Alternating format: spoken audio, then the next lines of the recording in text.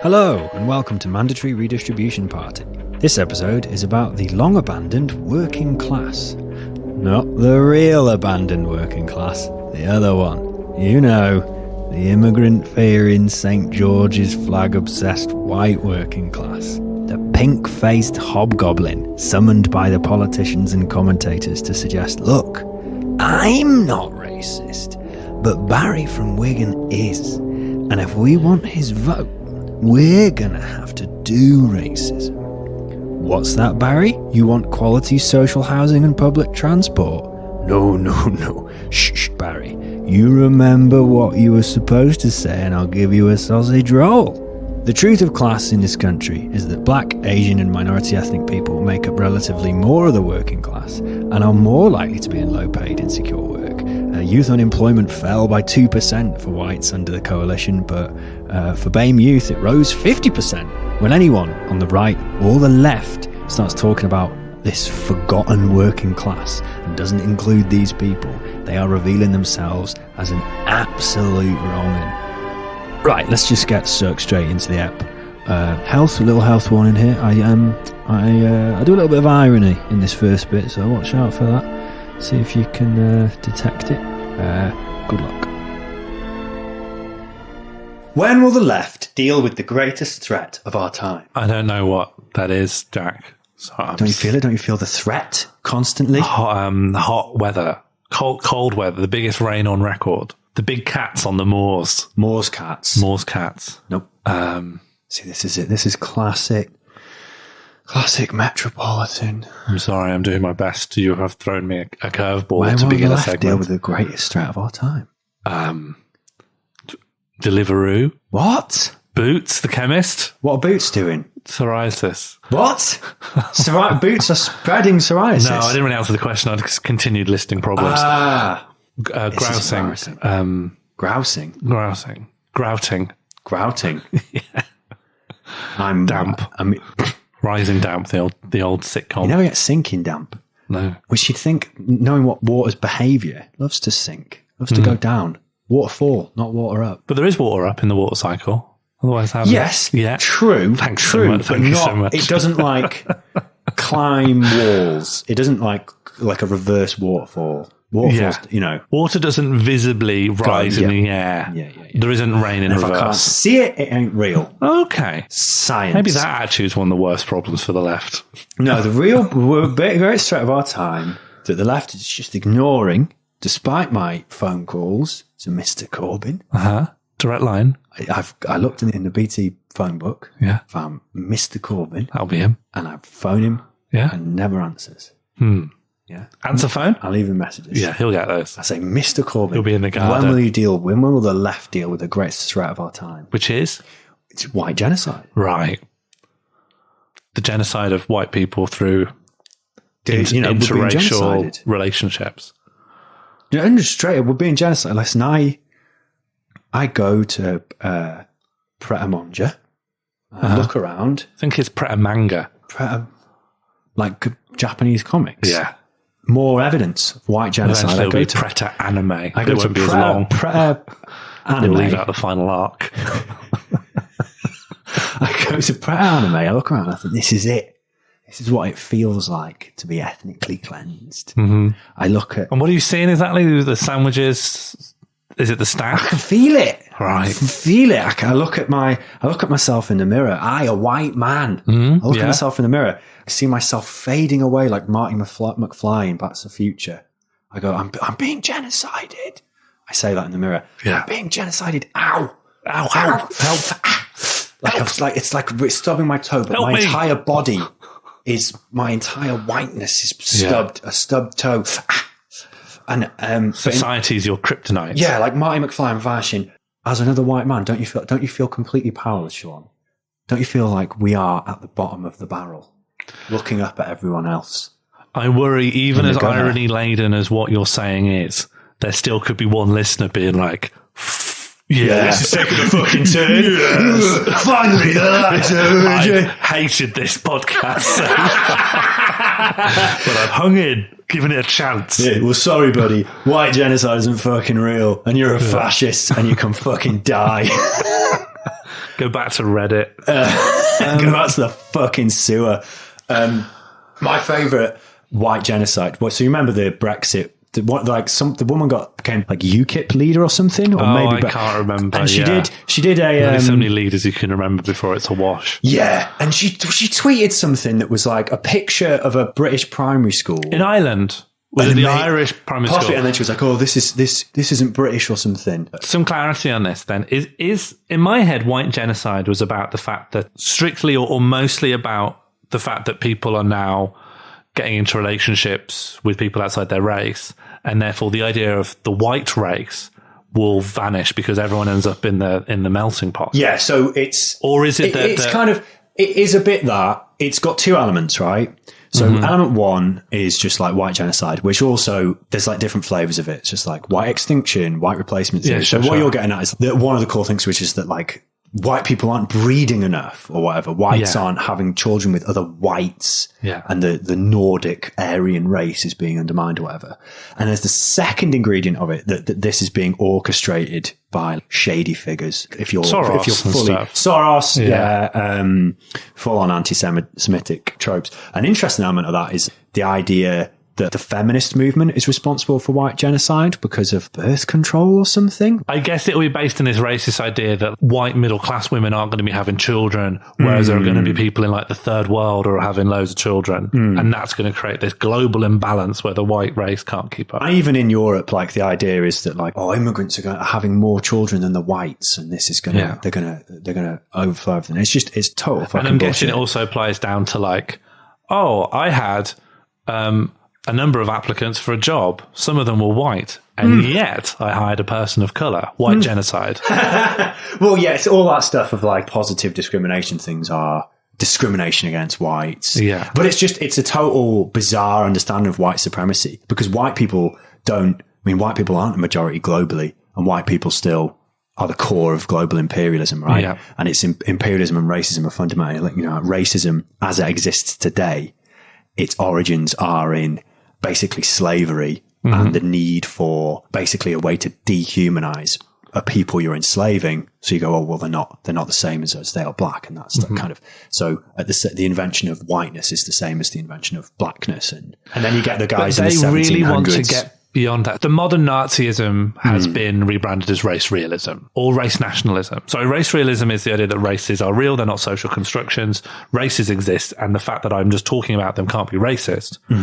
They don't accept that like whiteness was sort of invented and there's loads of people who get counted outside of whiteness. Like, what are people from Greece? Like, what do we have to just push people into one thing or the other?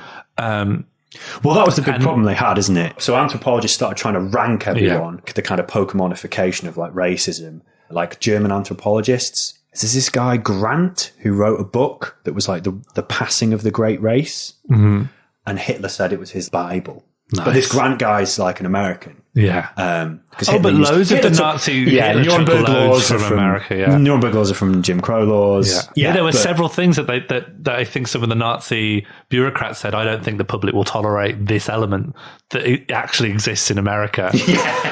But no, but the thing I wanted to contrast is race realism. Races are real, and then they're all got some scientific basis. And then there's race nationalism, the idea that we're not racist. We just think every culture and country should stay where it is, so we don't all dilute everything into the one melting pot.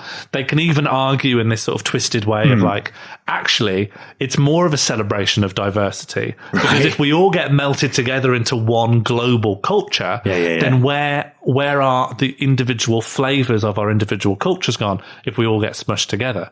We want to protect Britishness, yes, but we also want to protect Pakistani culture by not... They bring up these other countries as though they want to protect those. Obviously, they're not doing any work towards those. Their real thing is on race realism. They really are interested in whiteness, but whiteness becomes this strange... Is whiteness Celtic? Is whiteness Viking? Is whiteness... They've had to create this sort of pan-Western Europe myth of one group that are all the same. They're really into like runes, and they quite like the iconography of the Vikings, because the Vikings are strong.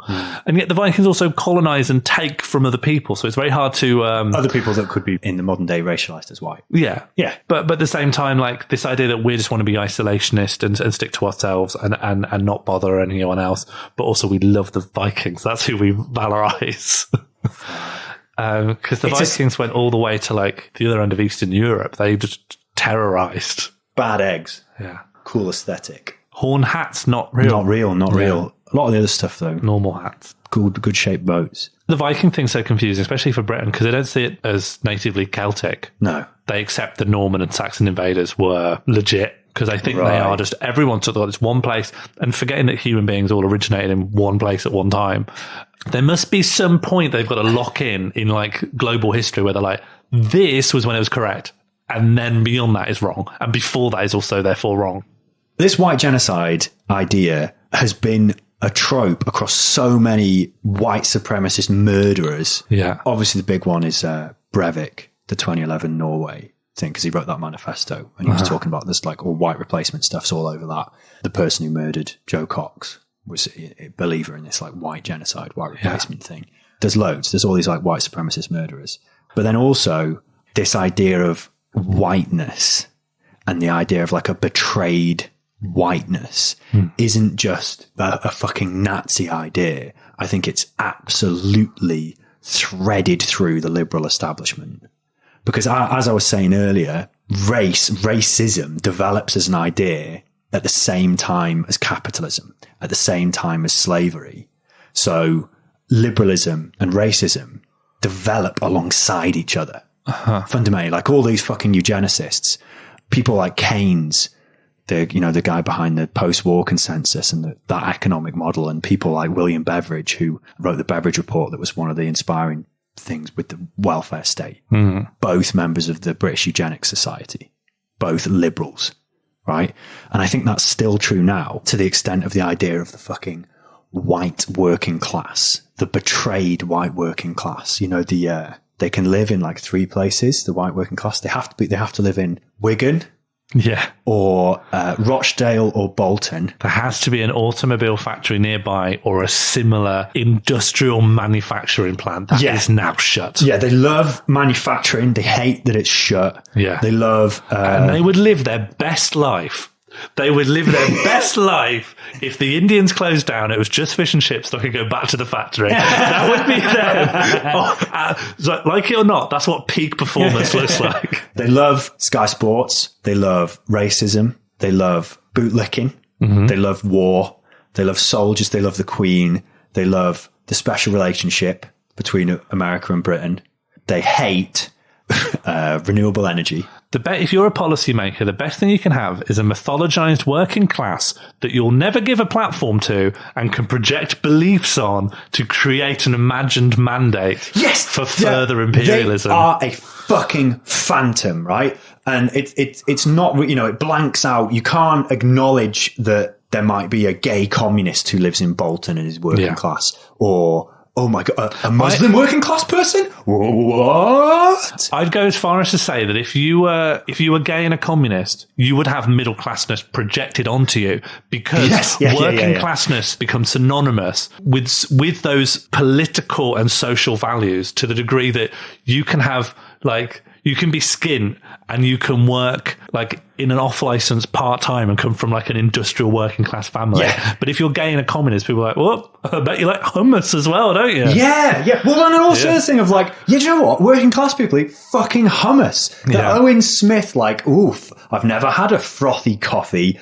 Yeah. Like blatant fucking lie. Yeah. So obviously like Farage uses it. Farage, the fucking millionaire, who wants to use this phantom working class, this white working class, this bullshit homogenized and I'm not saying that you can't go to Bolton and meet a fucking racist dickhead. Like, they are there. But it's the fact that it's homogenized. It's two things. It's the fact that it's homogenized, as if fucking everyone from these places has this same set of thoughts, beliefs, hobbies, and they're all racist. Mm-hmm. It's that, and it's that phantom as is used by journalists, commentators, and politicians.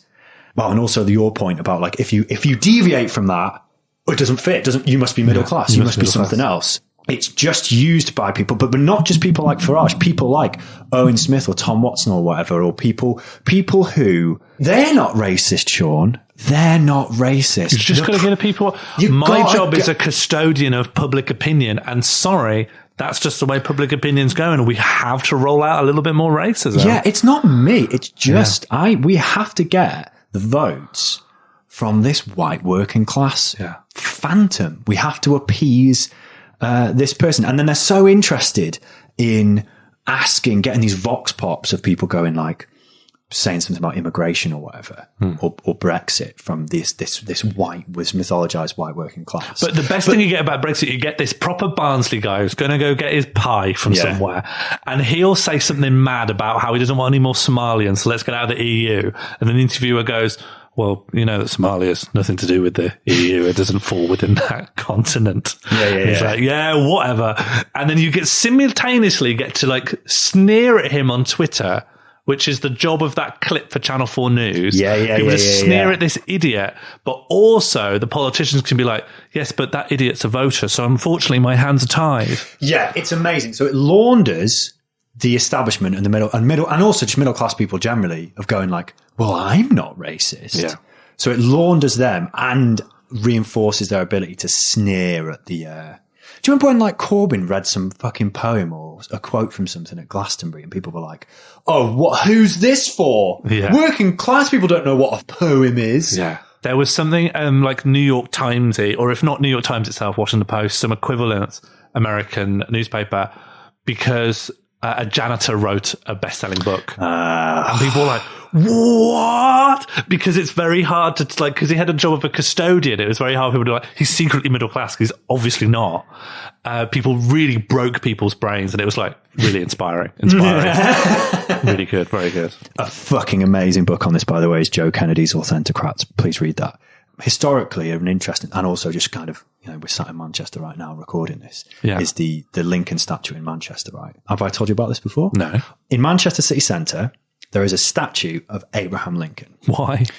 Well, it was given to Manchester as a thank you for the solidarity of the Manchester working class with the Union in the Civil War, the war that ended slavery in the United States of America.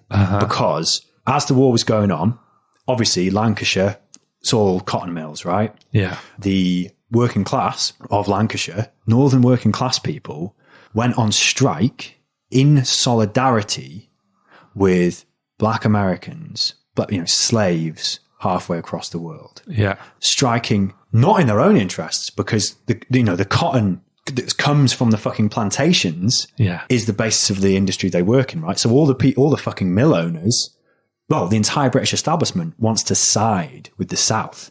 Yeah. Britain sent troops to Canada ready to help the South, ready to help the Confederacy.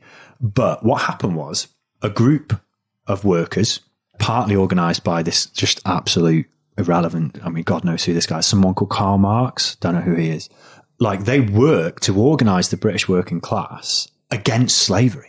Now, obviously, slavery's been abolished in the empire from 1833 onwards, right? And a lot of the narrative of that is like, oh, it's the kindly Whigs and they decided to be nice, which is a fucking limited understanding of how that happened.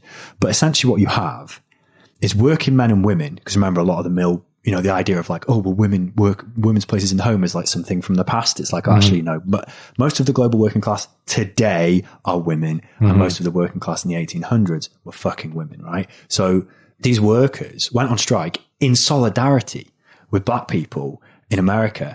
And that was the origin across Europe of a movement, a pressure from below on the governments to side with the North against the South. And that is one of the reasons for Lincoln's Emancipation Proclamation, because Lincoln understood that this was happening. And he was like, because the war wasn't like, his priority was just, I need to get the Union back together. He wasn't like, oh, I'm doing this to end slavery. He did the Emancipation Proclamation, which like, you know, quote unquote, freed the slaves. It's a bit more complicated than that, but we don't need to get into it.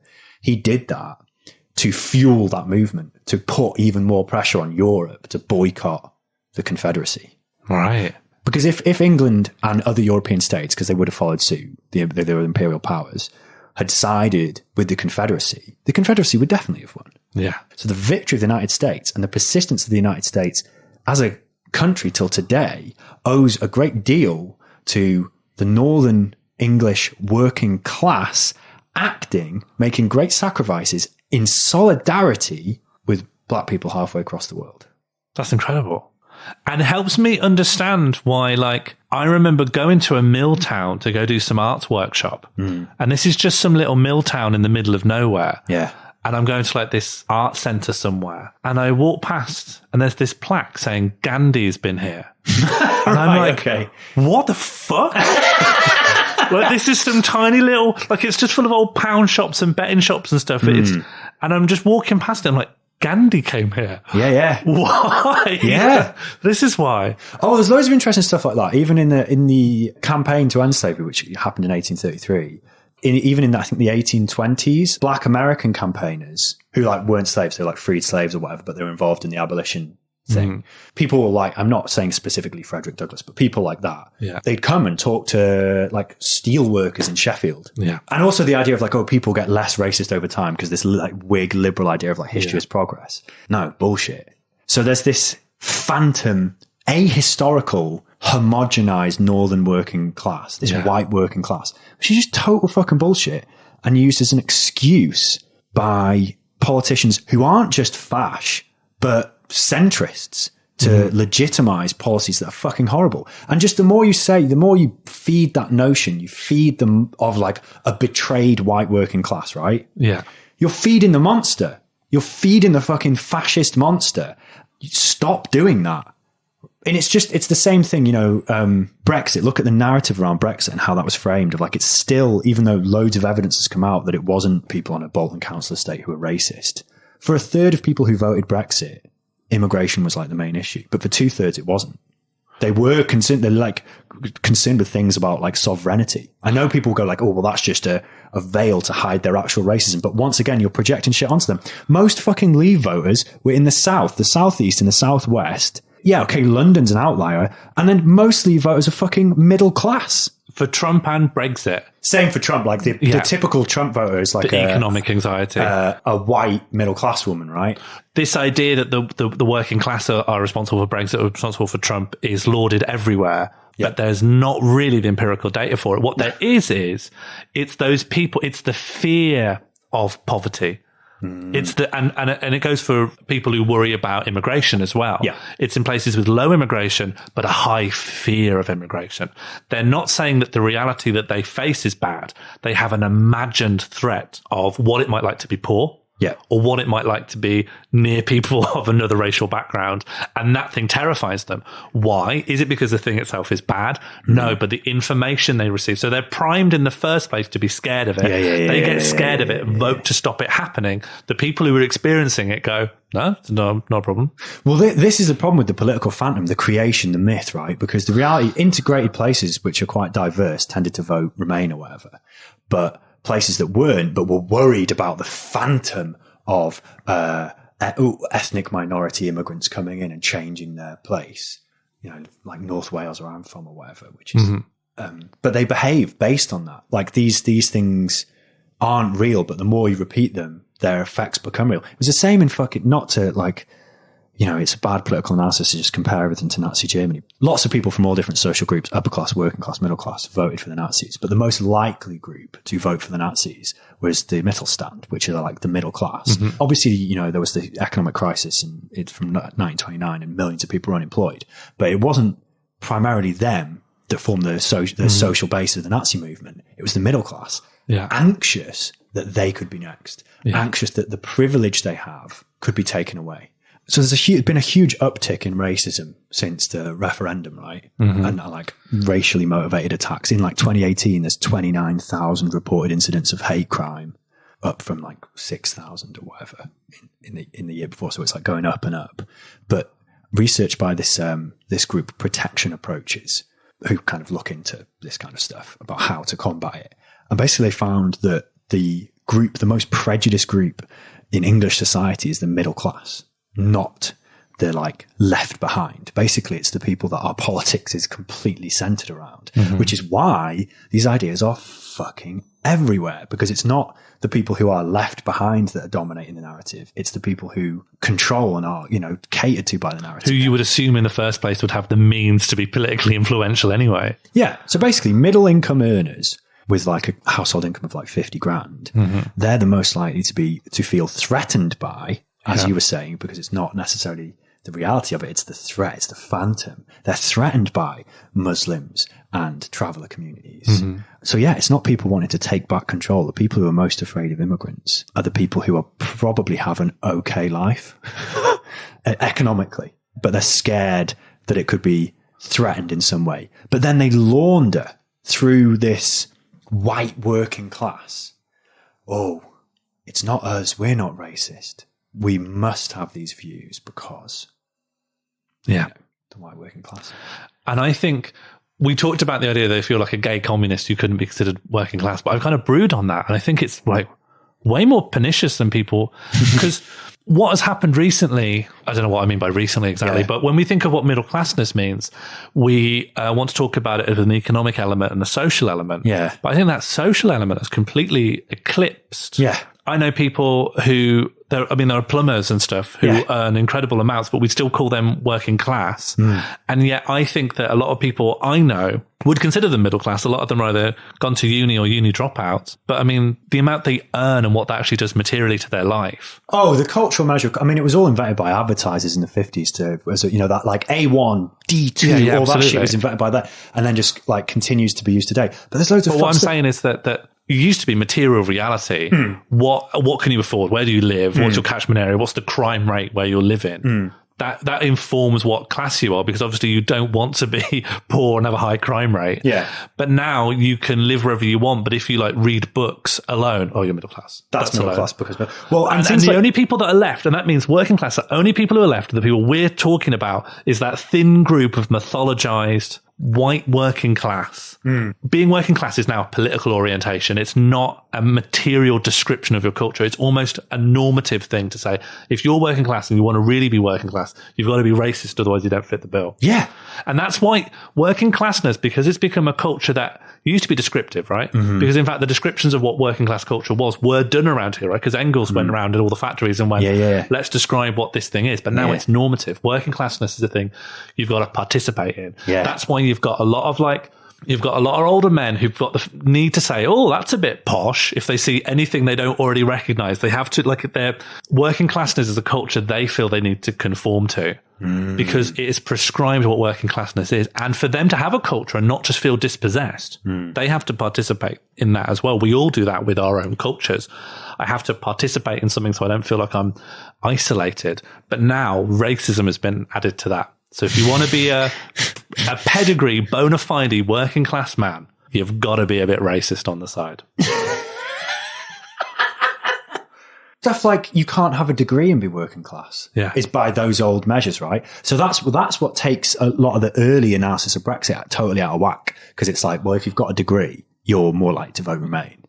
But if we look at I see you can't afford the rent, but is that an avocado there? Yeah, well, it's that thing of, if you look across time, obviously since Blair really pushed getting a higher education, there's a generation of people who missed that, where most of them didn't get a degree. So, but also they kind of lucked out with like when the housing boom was. So they're likely to have like own their house, or have like have had a relatively cheap mortgage, or a house that's increased in value so they can borrow against it in equity and have quite high spending power. So actually, in terms of a class thing, this person, this like 55-year-old that owns their house outright but doesn't have a degree is defined as working class. Yeah, exactly. Whereas some 25-year-old who's working in a call centre despite their first-class degree in sociology. They're middle class. They're middle class. They're bourgeois. Which makes me think we need to just chuck it out and get rid of the middle class terminology and just accept that anyone who has like assets or their foot on the ladder of owning some, if you own a house, you have your foot on the ladder of a ladder of capital and assets that you own. That is the marker. And then you're just petty bourgeois. Or you can be a worker who has to work to get money to put food in their mouth. What, Sean, sorry, are you suggesting that class should be defined in terms of your relationship to material conditions and the means of production? Yes, sir. Oh my goodness. I'll call the police. I think we should cover the gammons, mate. The people.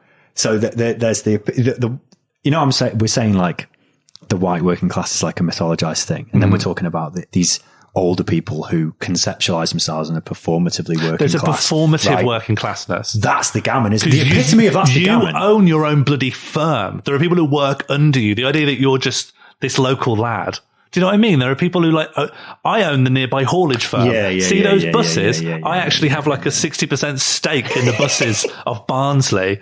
But I'm just a lad like you guys. It's like, no, you're not. And that's why they got to perform it. Yeah. Well, it's a bit posh. I see you've got guacamole. Well, we didn't have that when I was young. It's like, just is it fine? But isn't it interesting that we get a load of think pieces when we start calling these people fucking gammons because they're pink and they look like, I'm sure there should be a pineapple on that, like a real pineapple, maybe an egg and chips next to it. It's a bit 70s to have pineapple on a slab of beef. Yeah, gammon.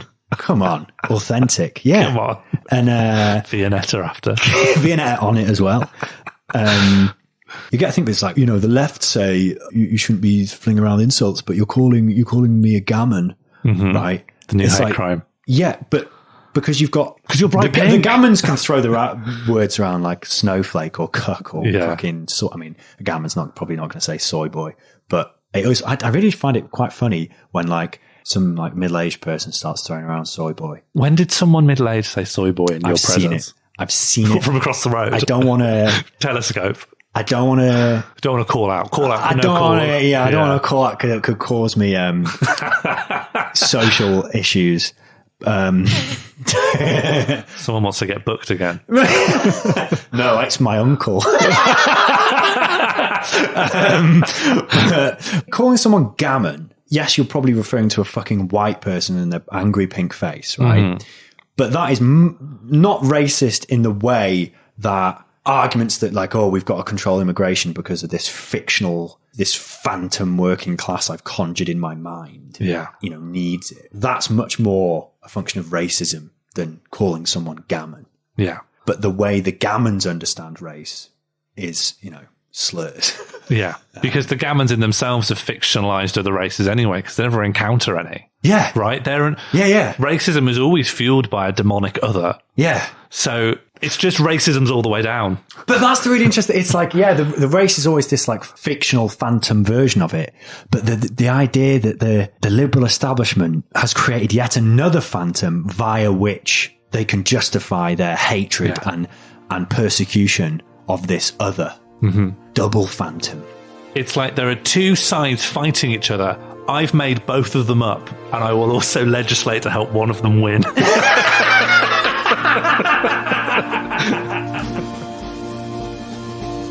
I'm Amy Gladhill.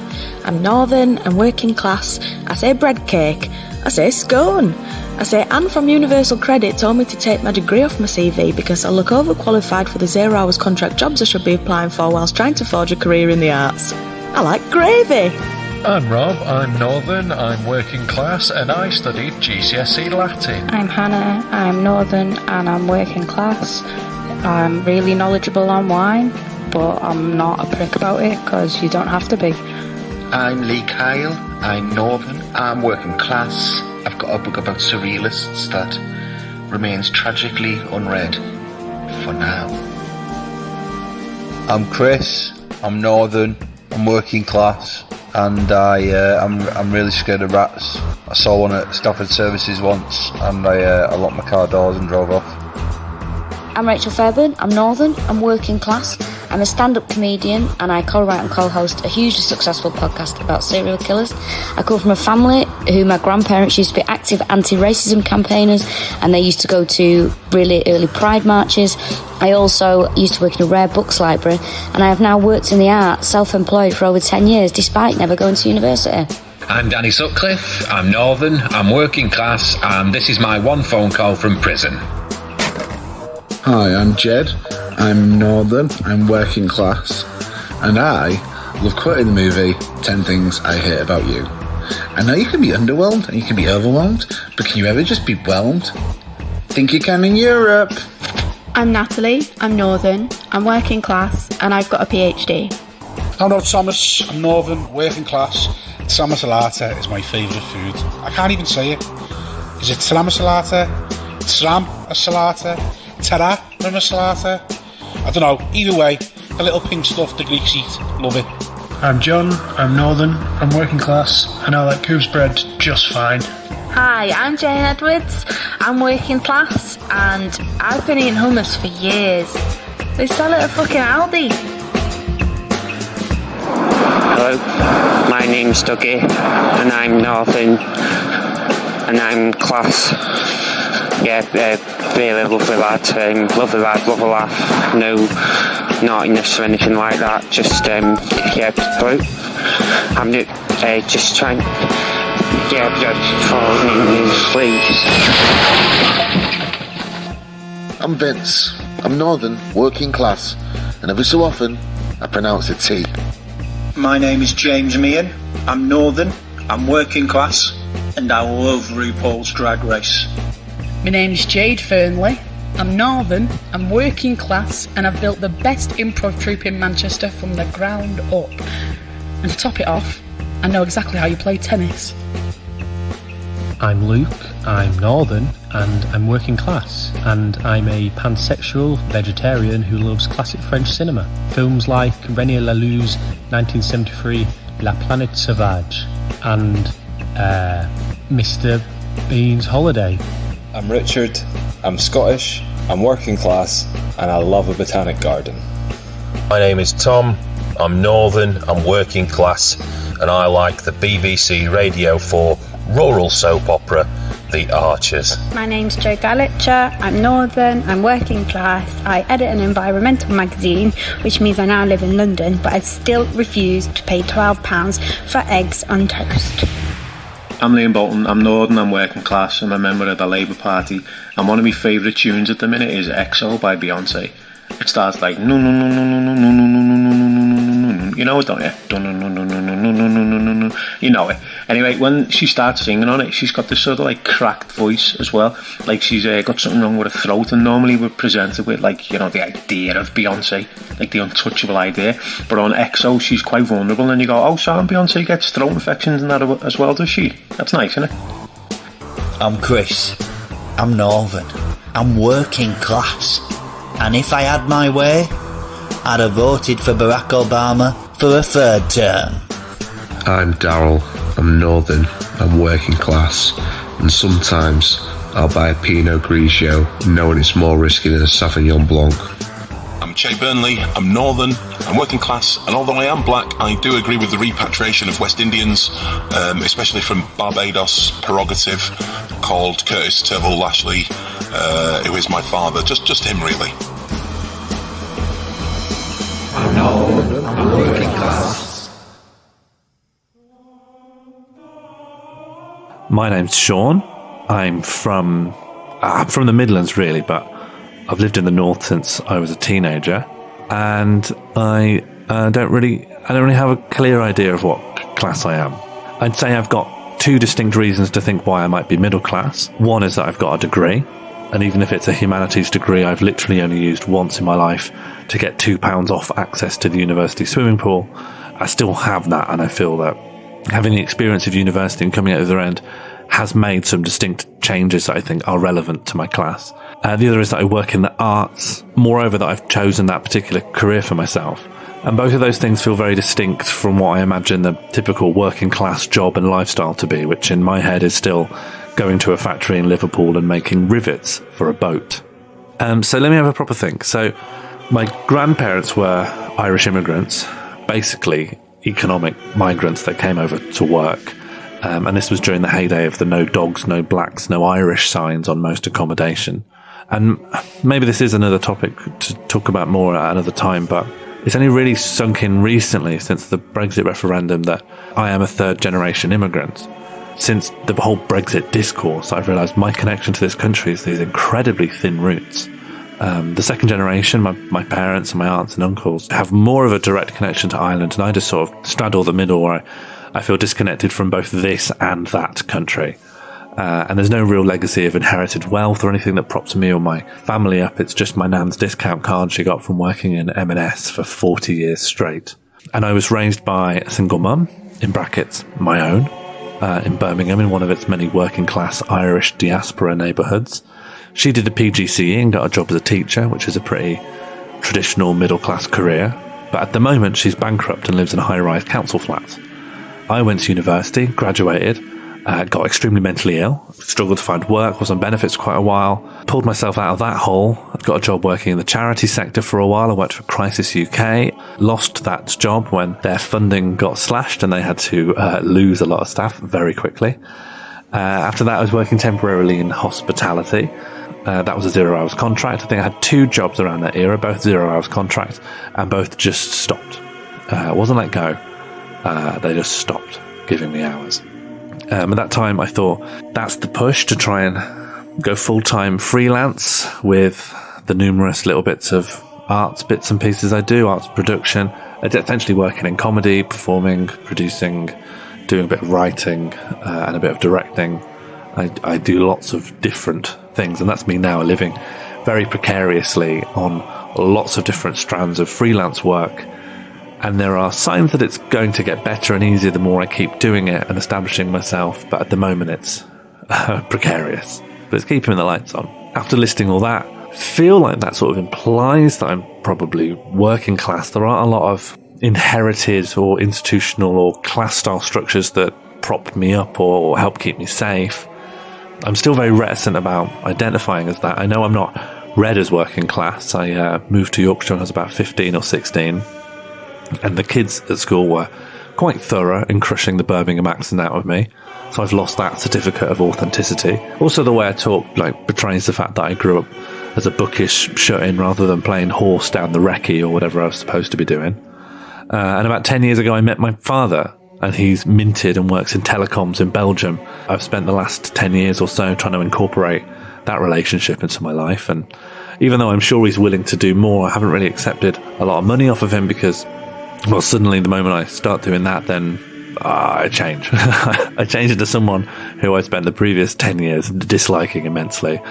Although I got stuck at the Fringe 2014 and I had no other choice, so I did get some cash off of him to stay afloat. So that's fucked me. That's fucked my authentic life. And even the very existence of that safety net, even if I don't use it, and I never used it, it makes a real big difference to where I am, where I sit on the spectrum, I think. So ultimately, I think for me, it's a bit of column A and a bit of column B. My career isn't the gig economy, it's freelance creative work. I don't make much money at all. But I feel like I have both freedom and prospects, and they're luxuries, and I've been working class and I've been middle class at different points in my life, and that's fine. I think people sometimes really treat class like it's a genetic property or some kind of virus that you can catch. You inherit it, and that's that. You can carry it around for the rest of your life. But in reality, it's fluid. It's like a descriptive shorthand for what your material circumstances are. A way to communicate your quality of life without actually showing strangers your P45. And right now, I think I'm just between classes. I'm not sure. Things could go very well or very badly for me in the next couple of years, and then I'll know for sure. Give me 2 years to succeed or destroy my life, and I will get back to you.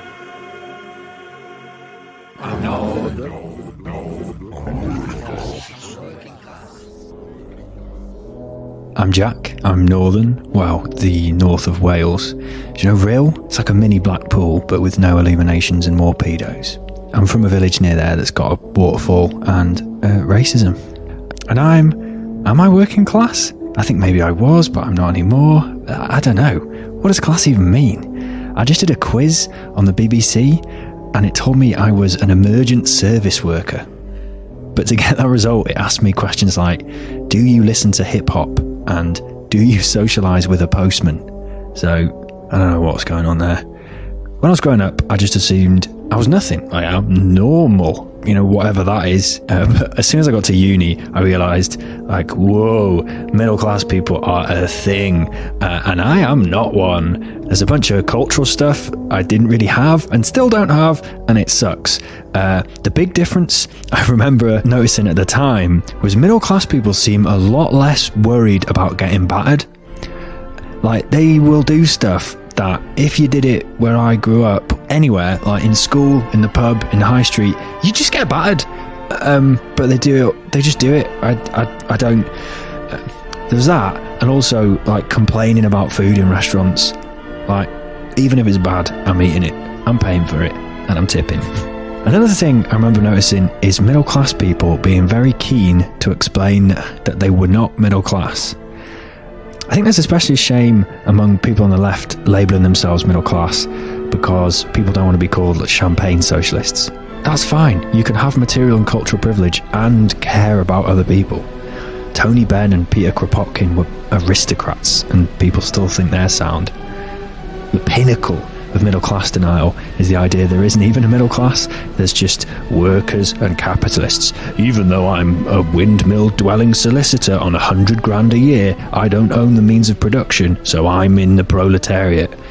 The English class system is a different thing to the Marxist idea of class, but they're both real things. Class in the UK isn't just your relationships and the means of production, it's what jobs your parents did, it's your accent, it's who you know, who your dad knows, it's the school you went to. On those metrics, I'm still working class. Maybe some background is relevant here, even though I do hate the idea that class is hereditary. Some buy-to-let landlord isn't working class because his great-great-granddad fell into a chimney.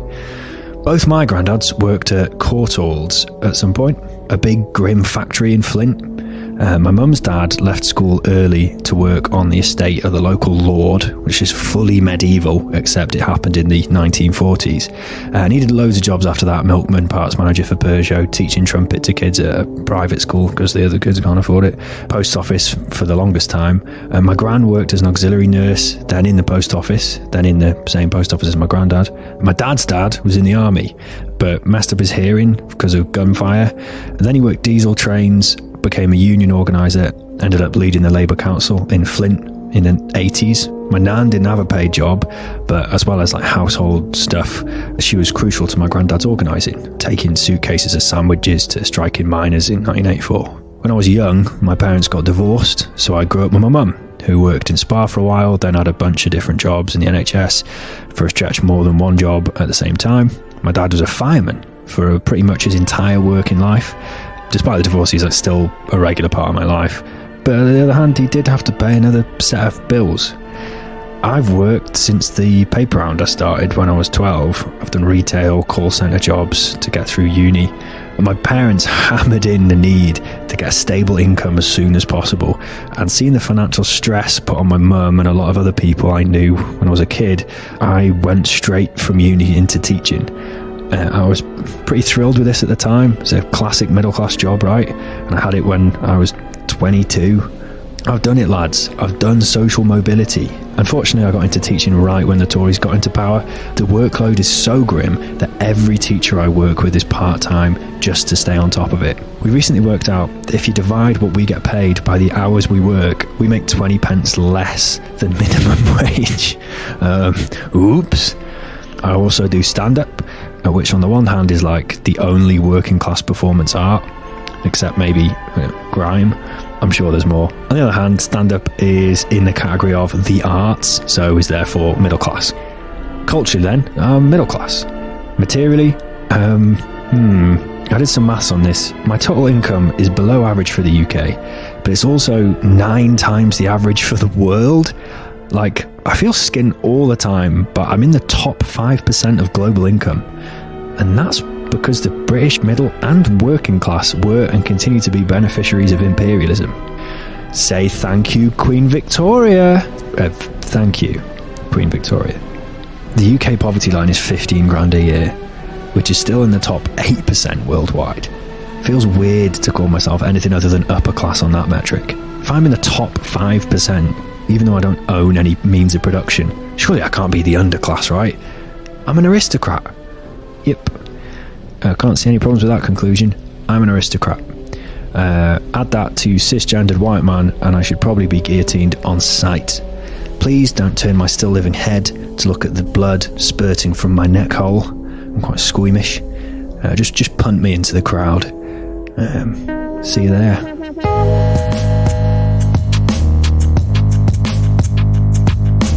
Mandatory Redistribution Party was created and produced by Sean Morley and Jack Evans. Our title theme was created by Ella Jean, with additional music by Jack Evans, that's me, as well as royalty-free covers of Monteverdi's Cantate Domino and Mussorgsky's Sempre Moderato. By like schools that I just found? Great. If you enjoy our little poddy, please subscribe and tell your mates. They probably like similar stuff to you, right? Yeah, they like you. We've also got live shows coming up, November the 27th at the Pier Hat in Manchester and December the 2nd at the Bolshevism in Leeds. Bring your mates at that too. Thanks for listening.